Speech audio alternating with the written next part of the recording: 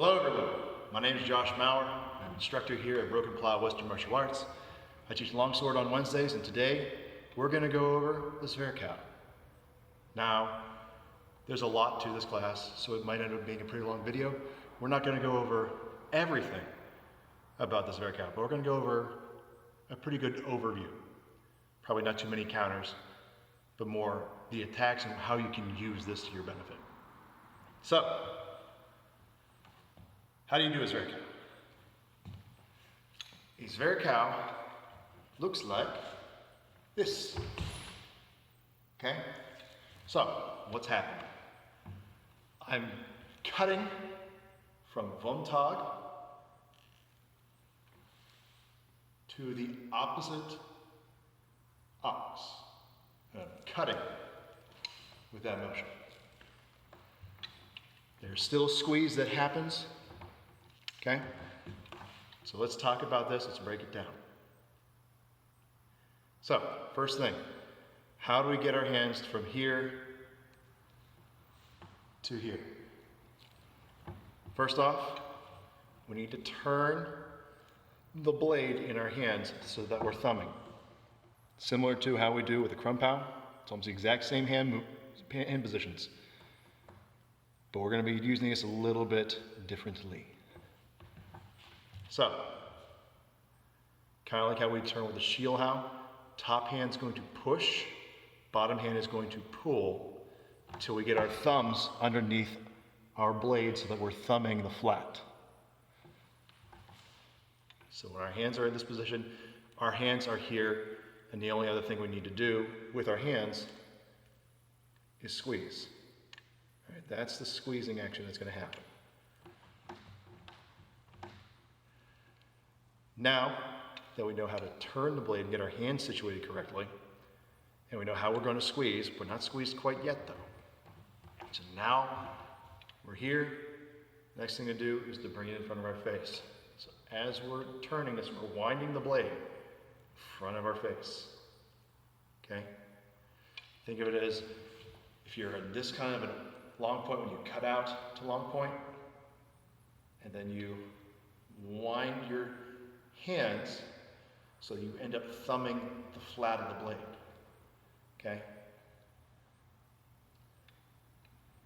Same deal that's going on up here. Okay?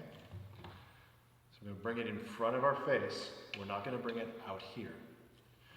The reason is, if I bring my blade out here to make this Zwerchau, I'm exposing my arms to get cut. And I don't want that.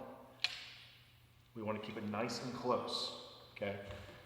Our Zwerchau, our arm that's going to be the pivot point of our Zwerchau is going to be slightly bent. Not all the way bent. I mean, not all the way bent. Not like 90 degrees, but also not all the way out. Slight bend. Slight bend, because it's going to become the pivot point. Okay. Now, we're here. We wind it in front of our face to keep it nice and tight so that we don't expose our arms. And then we come from here. We get the blade horizontal and parallel with the floor. And we cut across to ox. Okay? So we're here, we come in here. We allow it to get parallel and cut. Use that squeezing of the back hand to get, and the top hand to get that cut. Last thing we need to include is hips. So hips are a large part of what drives a Zwerchau. The power comes from your hips, like a hook, right? If we're thinking of our Overhau as our cross, our non-dominant Overhau is our jab. These Zwerchaus, there are hooks, and our hooks are all hips, right? They don't have a lot of distance. Zwerchau does not have the distance that an Overhau or a non-dominant Overhau have, but it takes a lot of hips and it can generate a lot of power. So, when you're doing this, Even if you're not taking a step, coming out, bring your hands in, up, to protect yourself as if you're going into ox, which is what you'll end up being in. And you're going to use your hip to come through and the squeeze. And you hear that sword wind? I hope you do. That's what you should hear. You should hear sword wind. And the only way you're really going to get that is if you use your hips. If you don't use your hips and you're just using all your hands, one, you're not going to really get a very loud sword wind if you do. Two, it's going to hurt your wrists. I should know from experience when I didn't do it right. So, last thing you need to do with a Zwerchau, almost all the time, is stepping off line. Okay? So, triangle step, spring out to the right, to their left side, or if you're a lefty, spring out to the left to their right side, and then hips and snap. Okay? Now, the reason why we step out is so we can get to our target. Our target is this easier to strike and penetrate and damage backside of the head. If we were to step straight in,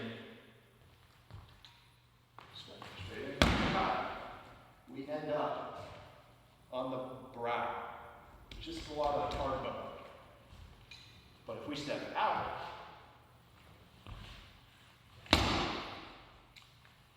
we get to the back of the ear. So the back of the ear is our target. The only way we're going to get that back of the ear is if we take a step out. And that's a big thing with Zwerchau. Now, let's go about, how do we approach with the Zwerchau? So Zwerchau is one of the 5 hidden strikes. And it is one of the strikes that you use to actually enter safely into a fight, right?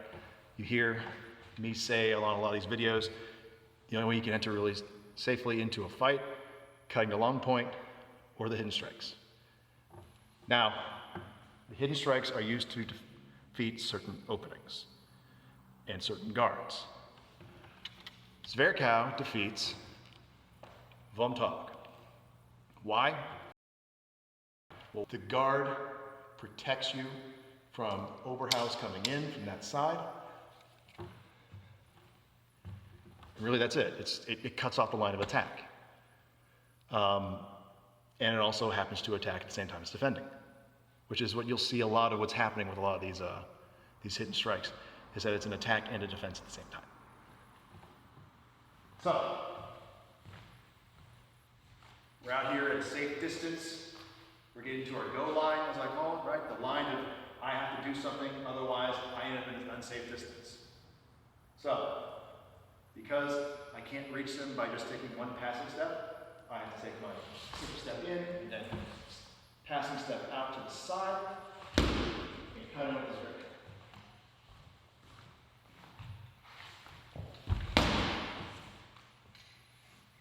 And that's basically how you enter in with the Zwerchau. Now, let's talk about what do you do after that.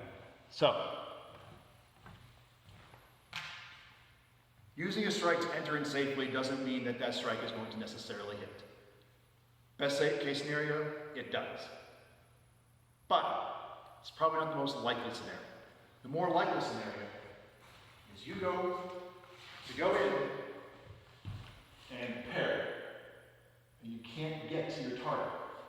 So right now, you parried, and this ends your one strike. But you're not done, and you're safe. So, next thing to do, easiest thing, Zwerchau to the other side. Step across, triangle step to the other side. Come around again from one ox, pivot to the opposite side. Use your hip to strike the other side immediately. So when we talk about transitions from one Zwerchau to the next. So if I cut Zwerchau, right? when I want to cut another Zwerchau, imagine you're bringing your back elbow towards your front, and you're going to pivot along them. Much like how a Krumpau, the focal point here for the twisting action is the center of your handle. It is not that, but this. Same thing is going on here, it's just happening up here. Okay? So the same action,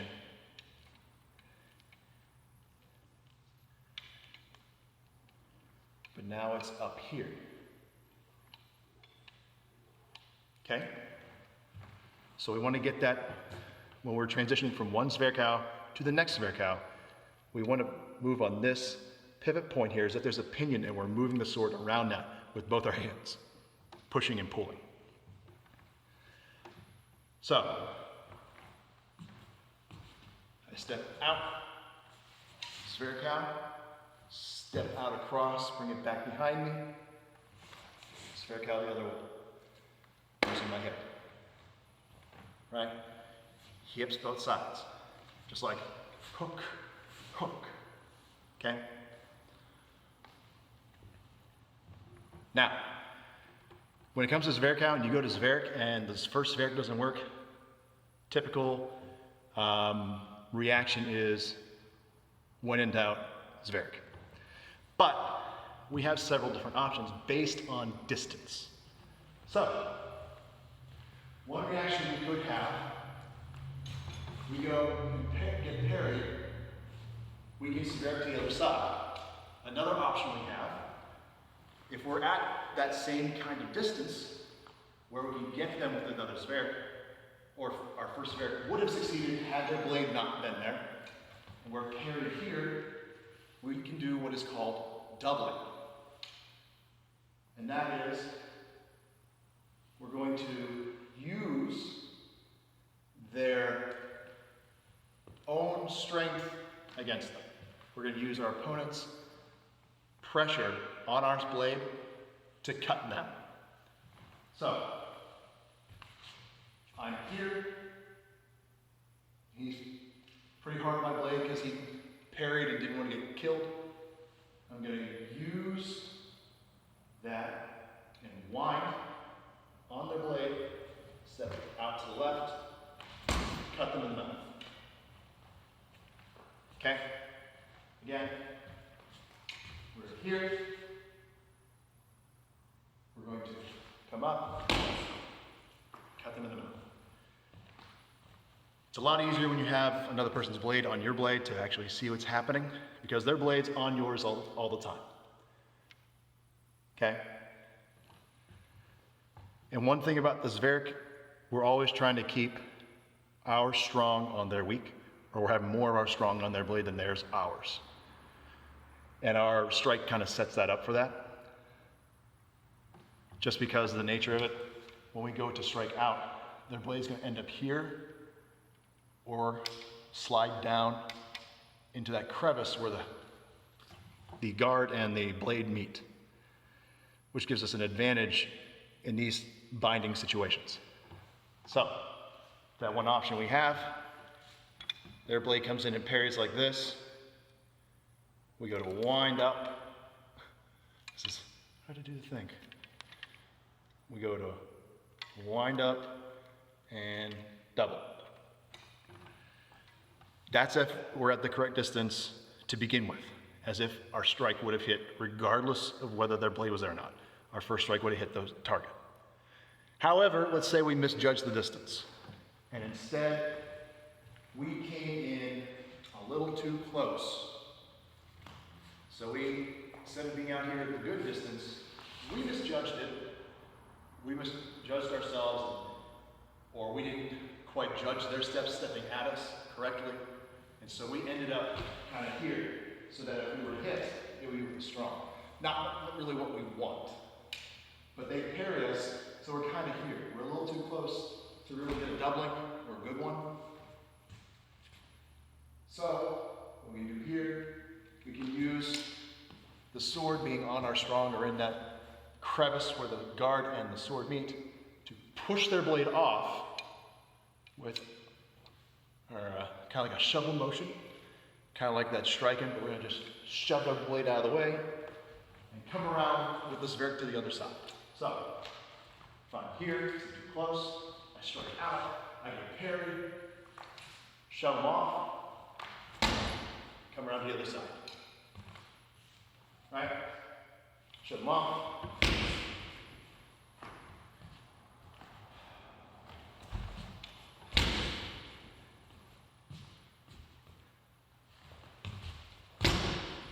Okay? So that can be very fluid motion.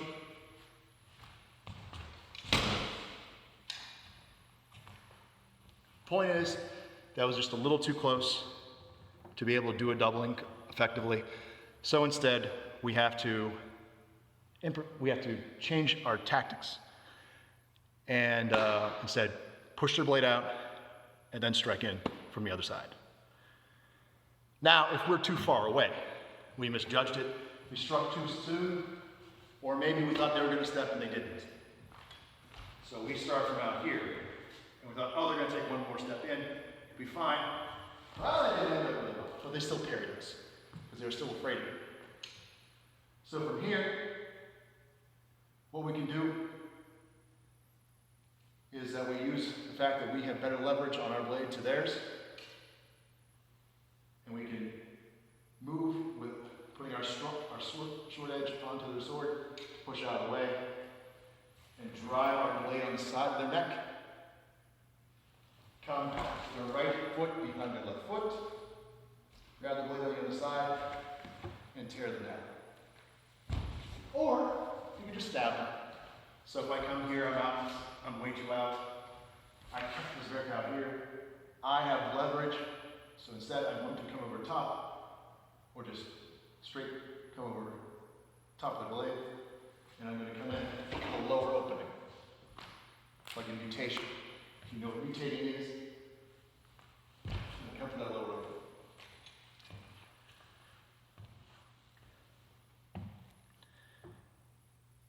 And all of that is predicated on what distance you impacted their sword at. Now we're going to move on to using the Zwerchau to feint, right? I told you a little bit before how people tend to feint with their strikes or fake somebody out, but instead what they're doing is hesitating and not feinting. So, most people, when they tend to feint, they come out here, pull it back, and then strike somewhere else. Feint is this motion. It's just enough to get them to do a thing and create an opening, right? We have given openings, we have created openings. So if I'm in Vontag, the given opening is here.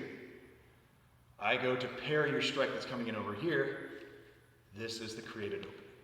And this is the real one that you want. Right? So, a feint can help that. It's one way to do it. So let's say I stepped in and I feinted that I was going to attack with a Zwerchau. I come here and I feint low, I bring my shoulders into it, but instead I come to the side. Or I step over, feint, step back, strike again. You can actually pull with this, so pulling is a little bit different from feinting. So pulling is you come out, actually.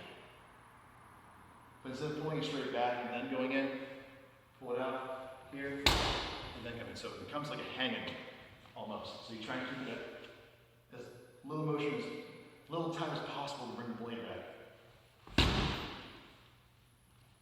Rather than come out and strike. With these, you don't want to contact the other blade. If you happen to, then just use it as a way to shrug them off and then come around with the other side. Last thing we're going to talk about is called inverter. Some of you might have heard it before. It's called the, and it goes a little something like this. So let's say I moved in to a range where I can cut them. So I kept stepping into here. What I'm going to do from here is I'm going to do what they say in the text is an inverted long edge cut, which means that I'm cutting the short edge. It's a short edge overhang, right? So it's a Zwerchau type motion.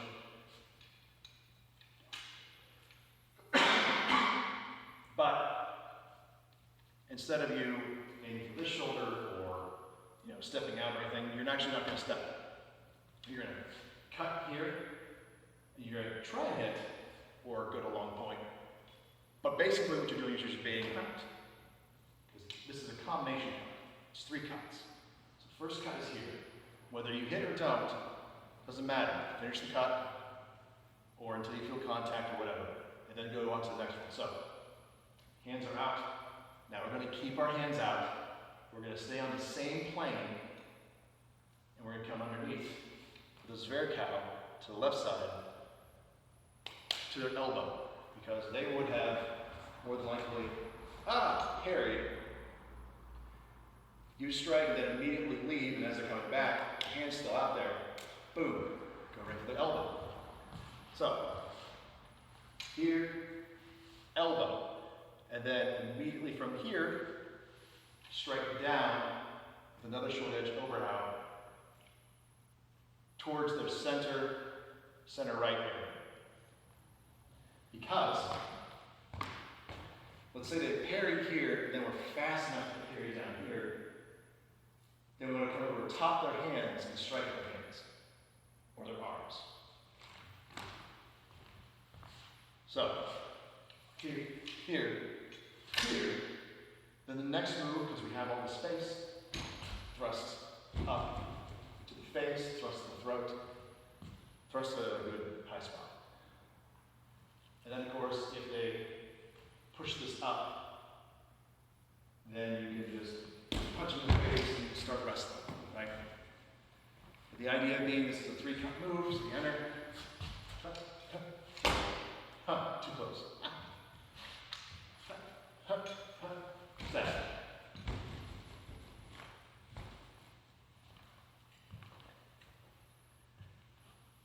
Last thing I'm going to leave you guys with is that the Zwerchau doesn't have to be cut on this plane only.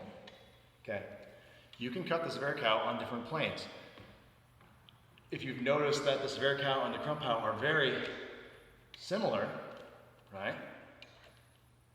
Except that they're just like this.